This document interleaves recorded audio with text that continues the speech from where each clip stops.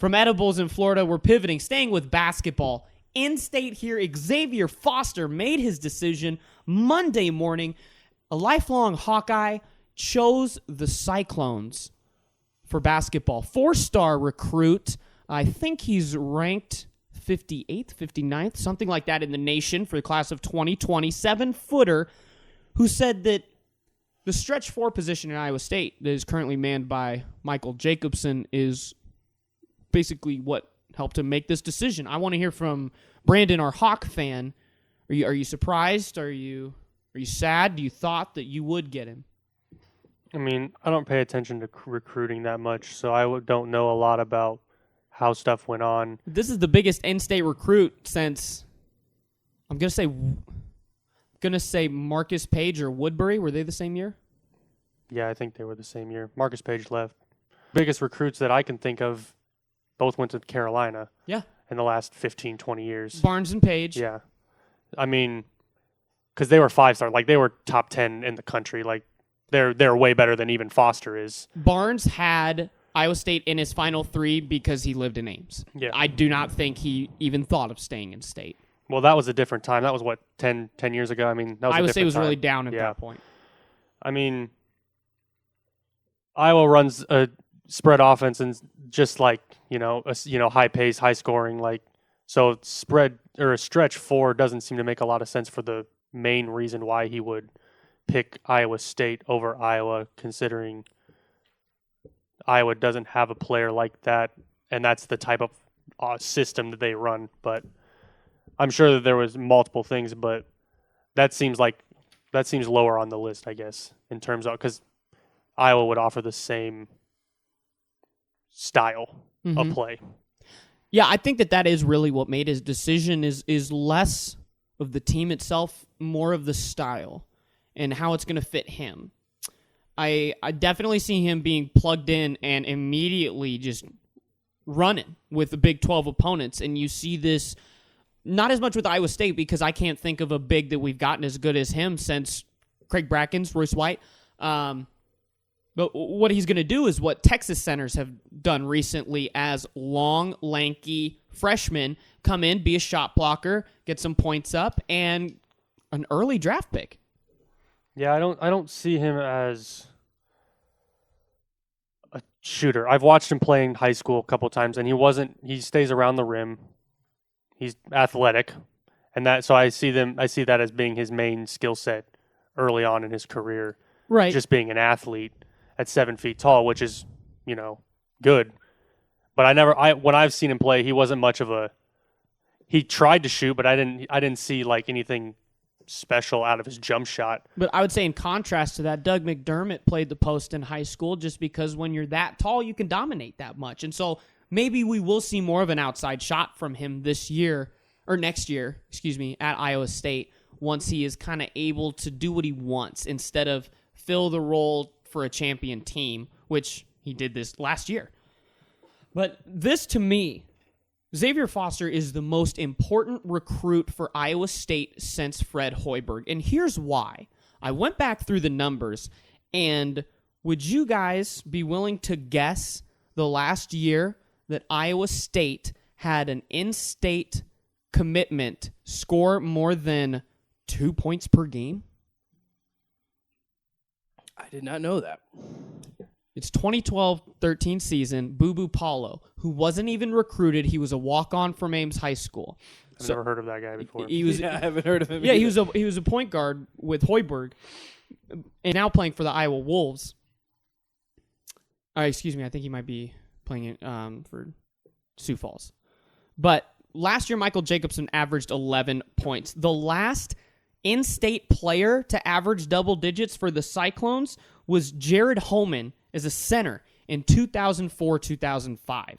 It's 15 seasons. Do you know when the last Iowa in-state player was? Peter Jock, probably. Last year, Bohannon and Wieskamp both averaged 11. And then before that, Bohannon averaged 13. And before that, Jock had 19. And Cordell Pemsel had 8.9. And then before that, Utah. And I went through the numbers, and Iowa State has had 2 double-digit scorers in the past 20 years from the state of Iowa. one of them wasn't even our commitment because Michael Jacobson went to Nebraska and then transferred. He is from Central Iowa, but he did not commit to Iowa State. Iowa has had 18 10-point-plus scorers from in-state in different seasons, all the way back to Jeff Horner, Greg Brunner, Haluska. Yeah, and so when was the last time Iowa State beat Iowa for an in-state recruit or even a guy coming back to the state like Jacobson, like Utah did? So this is huge for Iowa State because we got an in-state guy that is actually going to make a difference on the team. He grew up a Hawkeye fan, He too, did. and his family were Hawkeye fans, so it was kind of surprising. I think if you just boil it down to, take away, the game plans and the things like that, if you just boiled it down to basic thing, like basic, what's the words I'm looking for? Basic top to bottom, Hawkeyes, Cyclones. Just look at the conferences, is what I would say. I think he made this choice because the Big 12... The Big 12 is a better basketball. Up and down, not necessarily better, but up and down style, where the Big 10 is more of a slow half-court. But I think there's more exposure and there's more attention to the Big 12 than the Big 10. Right, I'm going to assume with absolutely no facts to back this up, I'm going to assume that the Big 12 has more nationally televised weekday games than the Big 10 does. And that is huge for exposure. I think the Big 10 has a lot of good teams as well. The Big 10 consistently outplays the Big 12 in the tournament, which is the most nationally exposed event. That's a good point. And that's just I tracked last year wins, teams who continue to move on by conference and their records. Big 12, I think Texas Tech was the only team that made it out of the first round for the Big 12, or like the second round. Oh, the Big last 12 year. Crazily underperformed. And the Big 10 had 4 teams in the Elite 8, I think, or something like that. But in January and February, it seems like there's Kansas plays on TV, not the Big 12. Well, you still get Texas, Iowa State, K-State, Texas Tech that Oklahoma. are on ESPN 2 times a week. Yeah. Because they play. It's the team that plays Kansas. I really disagree with that. I don't know don't about because I never see Iowa State on ESPN, or I never see any of these teams on ESPN. That's because you're probably watching Monday Night Football. Oh wait, no, that No. starts after it. Yeah, okay. Yeah, because it's But ESPN. we can agree to disagree there, but I'm gonna stand by that at least in terms of ESPN and their weekday games before postseason. I think the Big 12 definitely gets more exposure. The Big 10 also, the Big 10 network is owned by Fox, therefore they play on Fox Sports 1 and the Big 10 network. So if we're just talking about ESPN, then yes, because the Big 10 doesn't play on ESPN where... Well, if we talk all cable, then of course it's the Big 10 because there's the Big 10 network. But Fox Sports, which is just as big as ESPN, Yeah, and Fox owns and, the Big 10 and network. ESPN plays Duke and Carolina, like it's ACC And you have the Big before 12. Big 12 even. And the Big 12 signed Where a you're deal sharing. to do ESPN Plus as well. So, it's splitting hairs. I just think, to me, I think that the Big 12 seems to get a little bit more exposure than the Big 10 because I think there's I think both conferences have good teams, but I just think that Iowa State in the Big 12 will probably get more attention for that. But I could be wrong. I have no numbers to back it up, but that's just what I'm seeing anyway. So it's a big get for Iowa State. I was actually surprised. The way I looked at it, just following it on the fact that he grew up a Hawkeye fan and he had family that were Hawkeye fans, I really thought he was going to go to Iowa. I was surprised that he ended up at Iowa State. Correct me if I'm wrong. Is this Garza's senior year? No, Garza's a junior. Okay, and I'm asking because it seems to me, without looking too much into Hawkeye basketball, that either school basically had a plug in and play ready for him. That Foster could have gone to either school and immediately be starting as a freshman center or forward, depending on where he wants to go. But Iowa doesn't have the returning big guy that will maybe be competing for that role is the same way Iowa State won't. I mean, George Condit is getting better, especially as a defender, but he's not going to be on the level that Foster's on. Garza's going to play. Garza's going to play, but right now our starting 4 is Jack Nunge, who is coming off of, he's 6'11", and and he's a pretty good player, but he's not a scorer by any means.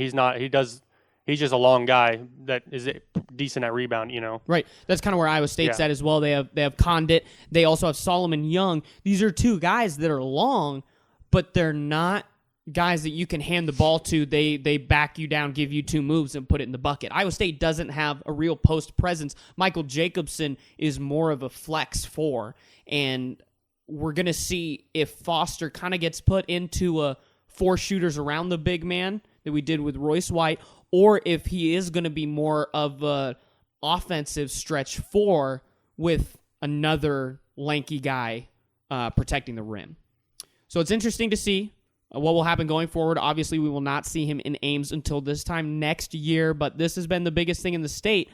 Did you see this morning somebody called into KXNO, the Morning Rush show, and said that he chose Iowa State because he is a lazy millennial? Okay, Boomer. How I don't see how that makes any sense. how does that make any sense? No, I agree it with makes that. No sense. But reading between the lines, this is going to sound bad, but I bet you that's a white Hawkeye fan that says the white, hardworking Iowa kids go to Iowa. I could see that. It's just I'm so over people saying that.